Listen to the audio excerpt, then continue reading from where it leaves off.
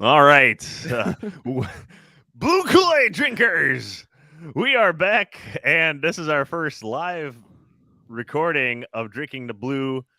Yep. Now I see what's going on. I apologize. Okay. This is our first live go around. I had the YouTube link on the back. So I was hearing double audio at the beginning of this. But welcome back, you guys. Recording this live on YouTube as well. So in the future, go on our Instagram at Drinking Blue Kool-Aid, Twitter at Drinking Lions. We'll announce when we have a live stream going on. So this is our first go around, but the podcasting experience will still be the same. We understand the visuals not there. We're just trying to add another element to it, but not lose, obviously, what got us there in the first place. So I'm Big Z. Let's get You the just rest want of everyone to. You just want everyone to see our handsome mugs. That's what it is. Everyone can finally see the handsome mugs that are talking to you every week on your podcast. That's all it is. That's it, UJ. Yep, the truth is finally exposed for all to see and witness. All you ladies out there, tune in. What up? Come on. So I'm Big Z. Let's get the other two. So that guy asking for all the ladies is UJ. That's me. Welcome, everybody. And then we got Rud Dog. Yo. And then Bob and Connor are out right now, but they will join us at a later day for another live one. But right now, this episode, we are previewing Lions traveling to the Carolina Panthers. That, of course, is another 1 o'clock Eastern noon kickoff where the Lions are favored right now. Actually, they were 3-point favorites. That's come down to 2.5 now. And the over-under is 44.5. That's for DraftKings. But the Lions favored on the road against a feisty Panthers team. This Panthers team is interesting. So they still have a chance to make the playoffs at 5-9. They have a chance to win the division at 5-9 because this is the NFC South right now. Tampa leads at 6-8, but Carolina, New Orleans, and Atlanta all sit at 5-9. And actually, Carolina beat Tampa Bay, so they are still playing for their playoff lives because they play Tampa Bay the following week for a chance to go ahead in the division, which would just be insane considering they fired their coach, Matt Rule, halfway through the season. Steve Wilkes is their coach now. And this team has been pulled together by duct tape in a lot of ways. The Baker Mayfield saga has ended. He moved on to L.A., but they've had P.J. Walker at quarterback, and now their quarterback is Sam Darnold. So what do you guys make of this Panthers team on a high level? They look yummy. Is there any concern about facing devoured? What's that, Red Dog? Go ahead. I said they look yummy and ready to be devoured. Okay. UJ? My only fear with a team like this is that the Lions let themselves down a little bit. I don't think they will, but this team is scrappy, like you say. That they technically, just from looking at it, doesn't look like there's much for us to worry about on the surface. However, you know how these games go, and it's a home game. NFL is a strange thing. We catch us with our guard down a little bit. You know, that could surprise you, but there's nothing really on this team that, from a Lions point of view, it scares me very much. And barring a letdown from our guys, which I don't think Campbell will let happen, I think we should be able to handle them. Yeah, absolutely. And the last time the Lions had back-to-back road games, they've had back-to-back road games. This will be the third time this year. The first time was a 29-0 loss to the Patriots, and then 24-6 to the Cowboys.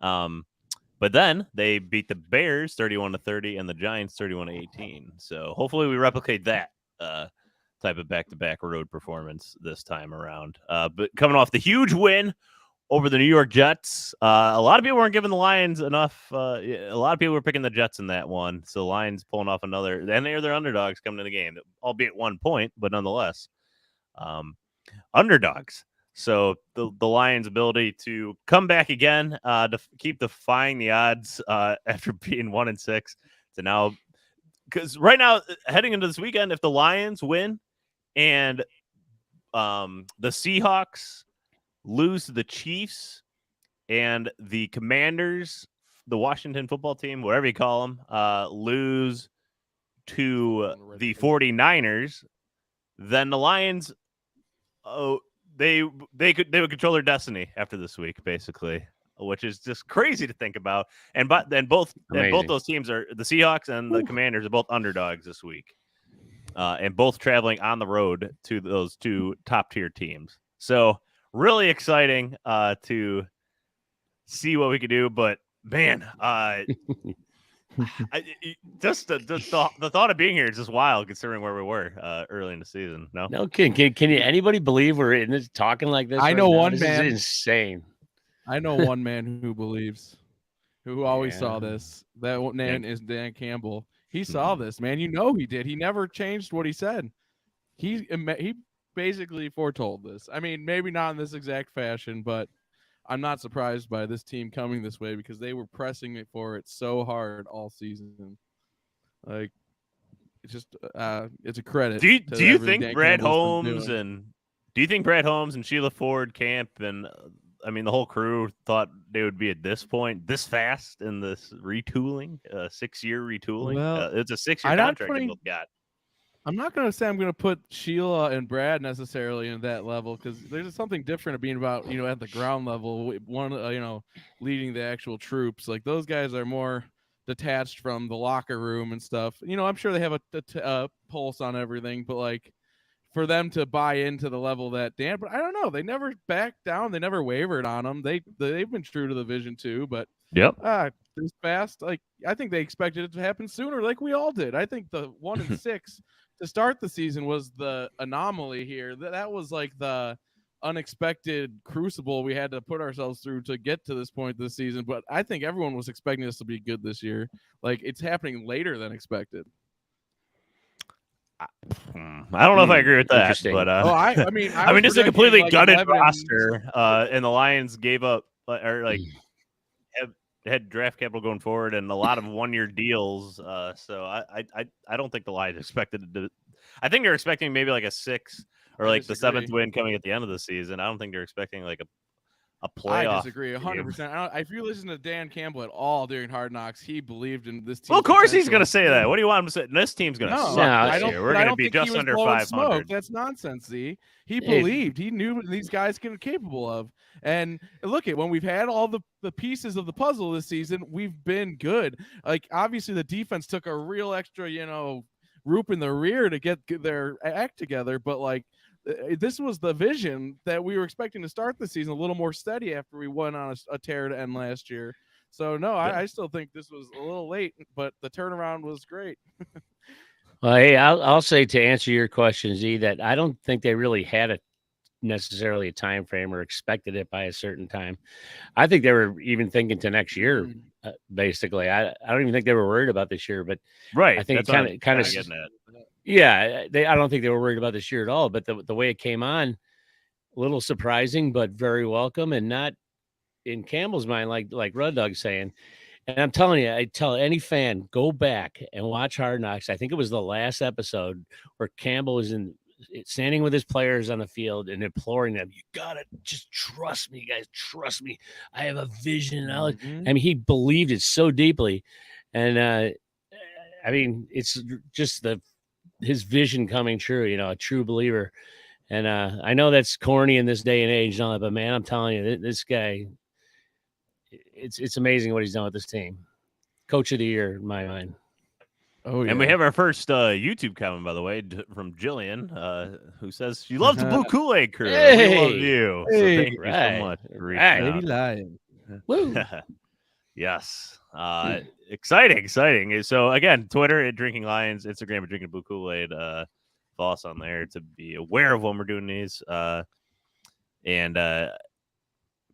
Yeah, but getting back to let's get back to this game now. So the Panthers, I mentioned, they're still fighting for their playoff lives. They still have a lot to play for. This is their last home game of the year. They're 4-4 at home, 5-9. So really, this Panthers team, it comes down to, in my opinion, like one thing: stop the run. If you stop the run and force Sam Darnold to throw the ball, then it's going to be a long day for them. Last week against the Steelers, it was an ugly day for this offense. 14-23, 225, and a touchdown for Darnold. But I don't think that spoke to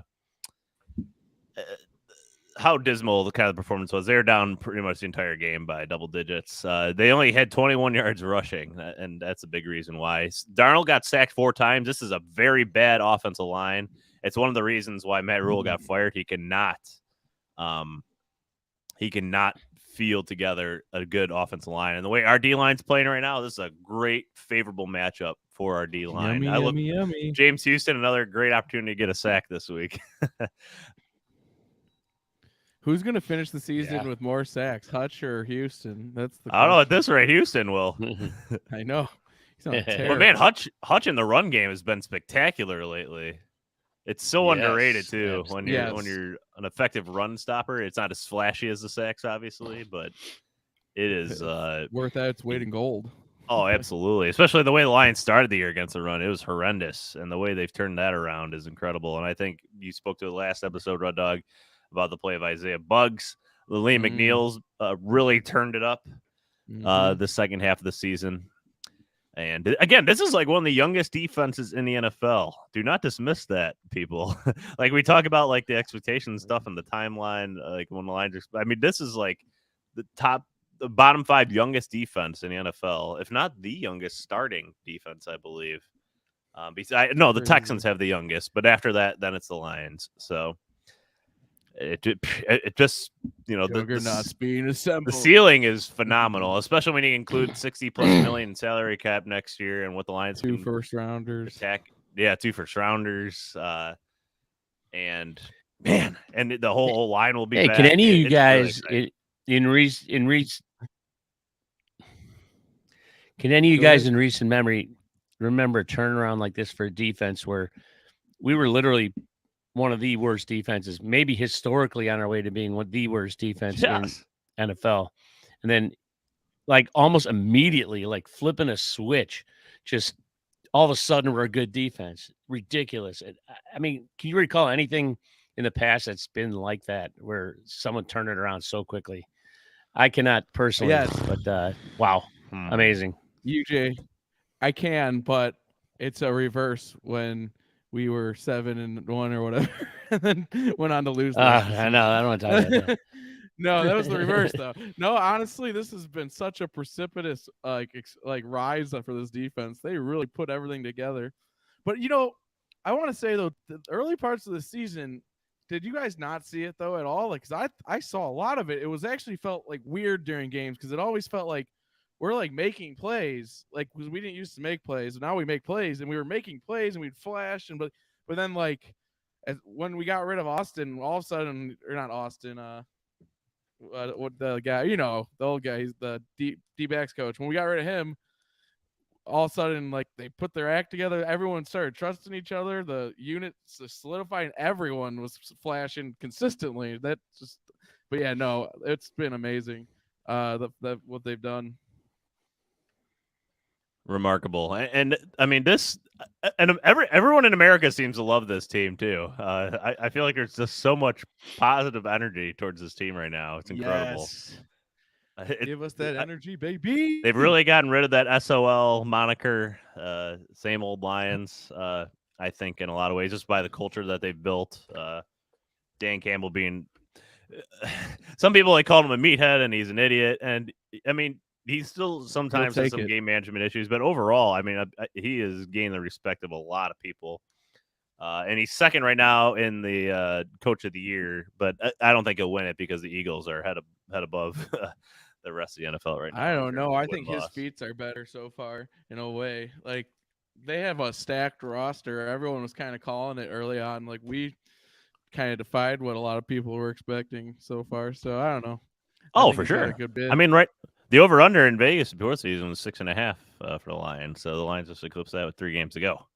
These last 3 games will make a big difference, though. If we win out, I think it's a no-brainer for Dan. Like, just because like that's a 10-win season after a 1-6 start would be like it'd be all-time epic. Whereas a really good dominant season from a team that was kind of expected to dominate, I just don't see the narrative there to win that one.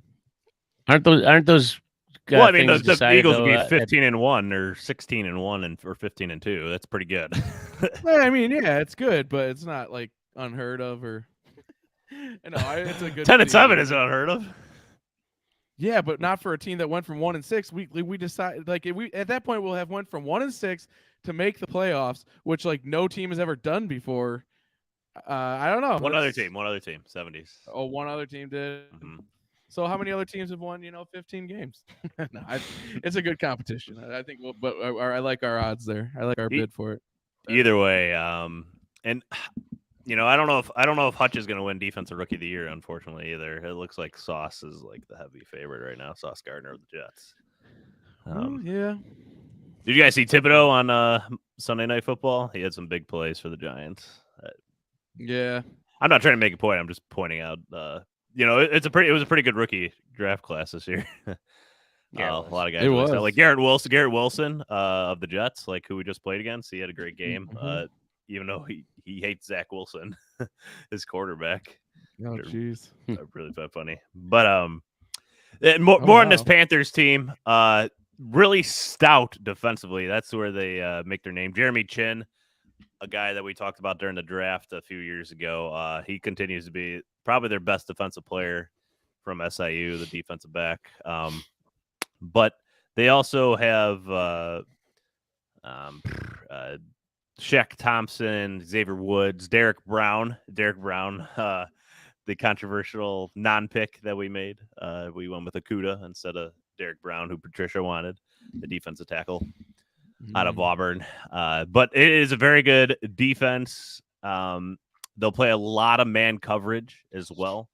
And Goff, including in this Jets game, his EPA drops a lot when he plays. Goff is much better against zone coverage rather than man coverage, especially the good man coverage teams. He struggled more. He struggled more than he has against zone teams like the Vikings, for instance, or the Jaguars. So I just want to note that. The total kind of reflects the expectations of this game. Another low-scoring affair. This is very much in line with the total from the Jets-Lions game that we just had, which was, I believe, 42.5. So they're expecting another low-scoring affair. UJ's having a lot of fun with the camera. Yeah. Well, I'm having some issues here, boys. So bear with me. Man. That's all right, UJ. We'll talk about it later. Brian Burns, I don't know if he's on another guy who we could have taken over Hawk. I don't see him on the injury report here. I don't see him from the box score of the last game either. So oh, never mind. Sorry, I missed him. Yeah, he had one tackle for loss. That's a guy that we have to look out for from the defensive end position of the Panthers. And then on the offensive side of the ball, I mentioned Sam Darnold as a quarterback, but Donta Foreman, a pretty solid running back. Chuba Hubbard, their backup. And then DJ Moore being their premier wide receiver. Terrence Marshall and Laviska Shenault are their other two main wide receivers. Terrence Marshall stepped it up a little bit more recently. But this is not a great Panthers offense. The Lions should be able to shut them down pretty good. I like this matchup a lot for the Lions, actually. Again, this is a 5-9 Panthers team. They've struggled a lot, especially against the better teams. Their most recent wins are against the Broncos, not good, and Seahawks, who have been largely exposed recently, going 1-4 the last 5, and a reason why the Lions are tied with them now in the playoff standings. But, did you guys want to add anything else about the Panthers in particular? They're gonna have a rough time on Saturday. Is it Saturday? The game is on Saturday. It's on Christmas Eve. Saturday. I did not mention. Yeah. I don't think I mentioned that. So a nice Merry Christmas for everybody. Hopefully you plan if you go to church on Christmas Eve, you plan to go before in the morning or in the evening during those 3 hours. I'm not determining what to go though. Just trying to help you plan your Saturday. I thought you were telling us what we had to do there, Z. What the heck? So let's now get to our last segment, shall we? Our first ever live predictions. Oh yeah. So as I mentioned, the Lions 2.5-point favorites on the road, over under 44.5, going against the 5-9 Carolina Panthers. And we'll start with UJ. All right. Well, Big Z, you kind of broke down the Panthers pretty good, I think, here. So, but I decided to look for my answers in a different place.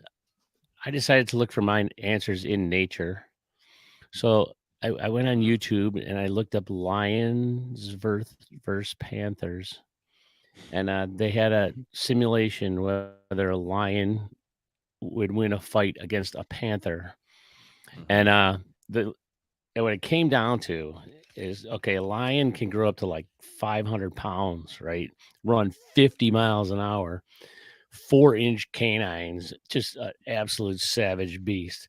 Now, the panther is an agile beast and, quite impressive in its own right, but they only go to like 175 pounds, but they can climb trees and carry prey that's as big as they are up a tree. Incredibly agile.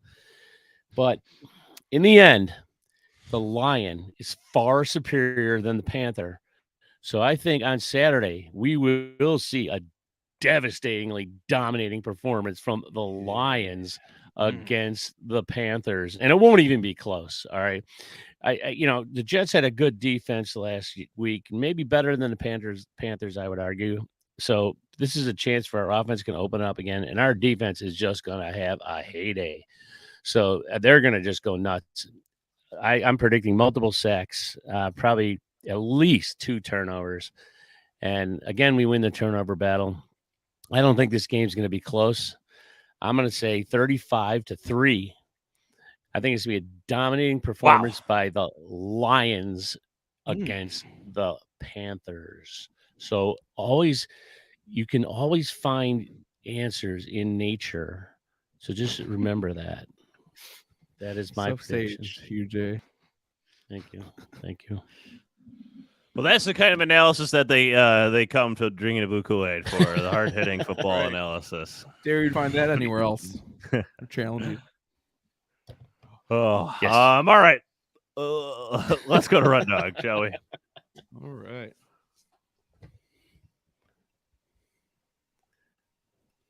Well, he's drinking here. He's drinking.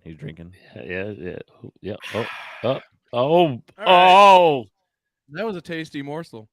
And I think that's what exactly the Panthers look like this week to the Lions. I think UJ said it well. They're the superior predator here. And, whatever. It's an NFL team. You always got to do respect. And the players should have their, heads on straight and take all that proper precautions, blah, blah, blah. But I don't think it's going to be all that necessary this week. We've been playing some uptight football, and I think we just broke a major barrier in that Jets game, and I think they're going to just be humming this week. And the offense, I think I'm going to answer Charlie's question from the YouTube chat thread here. Who do I expect to get the game ball this week? And I think it's going to be DeAndre Swift. I think he is going to go off. I think he's going to rack up close to 200 yards this week, maybe over 200 with a couple tutties, one through the air, one on the ground. Big week. The O-line's going to just, they're going to feast as well. It's going to be a slaughter, a bloodbath, an absolute gorging of Panther flesh. And wow. And it's going to end up, this isn't, there's no messing around this week. It's going to be 45-0. They're going to eat their meal and go home fat and happy. Wow. All right. Well, there you have it. 200 yards from Swift. When's the last time he touched 100? I got to go back and week for him. Look that up. I would love to see that. Yeah, of course we'd love to see it. Hold on. I got to just, he piqued my interest. He has 427 on the year, so it'd be like he'd have 50% of his total rushing yards in the year in one game. Get back in shape. The last time Swift ran for 100 yards in a game, I thought he did it once this year. And yeah, it was week 1 against the Eagles. Hey, he was showing signs last week against a very stingy Jets defense. This is our only real spark on the ground. And I think he's really going to go off against a lesser Panthers team.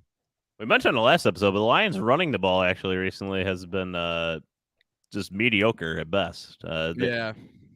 I think that was kind of highlighted by the way they ran the ball at the goal line, actually, against the Jets on that first drive, getting stuffed. They didn't really get much of a push there. I had no confidence they were going to get the ball over the goal line on that fourth down, at least, if they ran it. I was hoping for a play action on that fourth and short, but alas. But, I mean, part of that is, too, holding calls that we've had on some good runs, but I guess they were good runs because we were holding. Also, we haven't needed to be dominant on the ground. Like, no. We've been so successful through the air in recent weeks. You know? Yeah, the Lions are the second team this year only to pass for over 250 against the Jets, and they passed for 252. So I'm not too worried about that. I just feel like this is going to be the week to get back on track for that run game.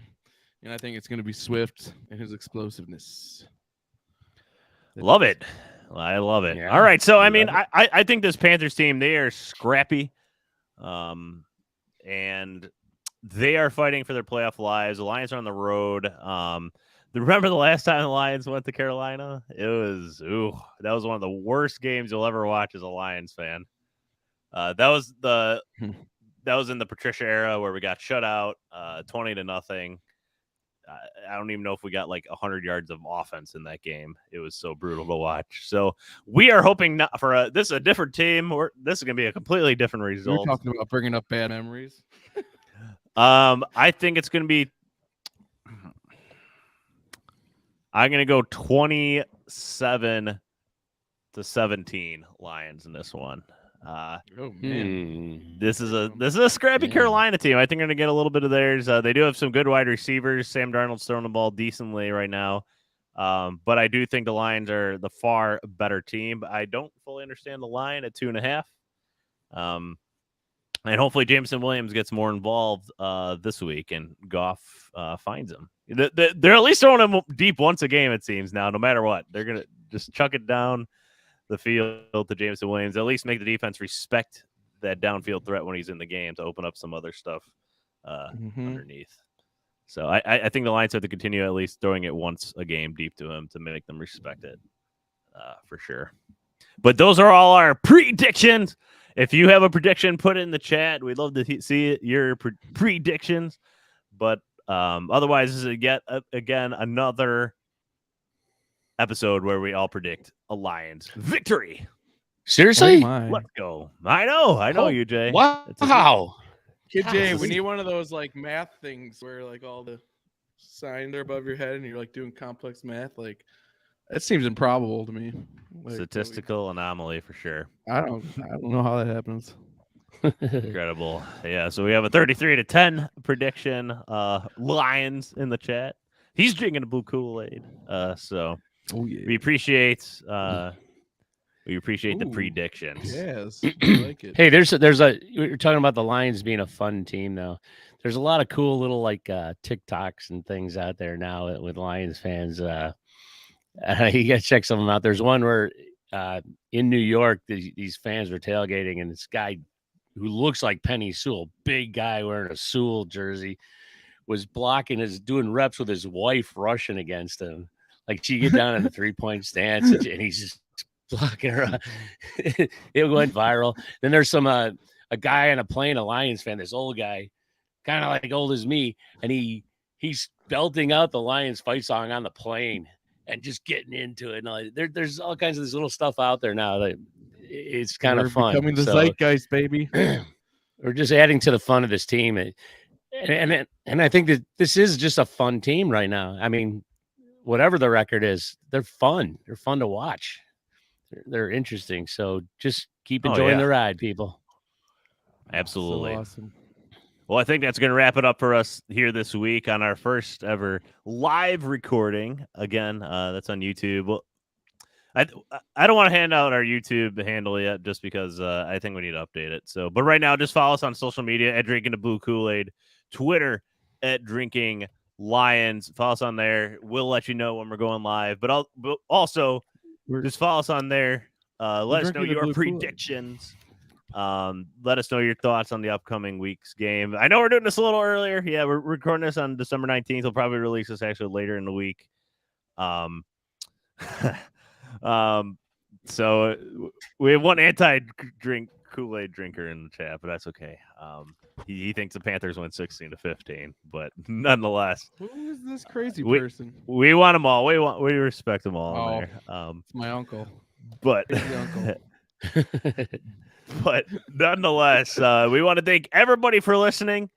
We greatly appreciate it. I'll just mention one more time. Instagram at Drinking Kool-Aid, Twitter at Drinking Lions, sidelionreport.com. Thank you for hosting the podcast. We greatly appreciate it. Thank you. And we want to thank our producer, Kid J.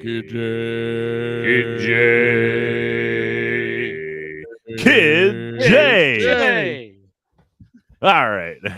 Our first live one of those. I thought you were going to let us just keep going there, UJ. No, and again, we appreciate everybody that sticks till the end for that. But we're just drinking the blue Kool-Aid on YouTube, Z. Yeah, that's right.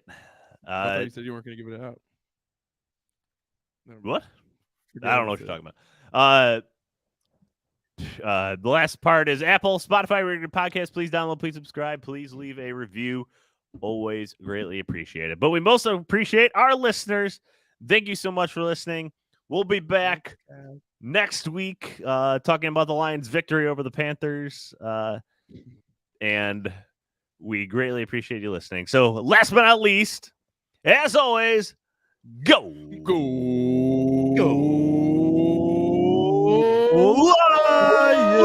Lions! Woo! There is a lag and a half on here, boys.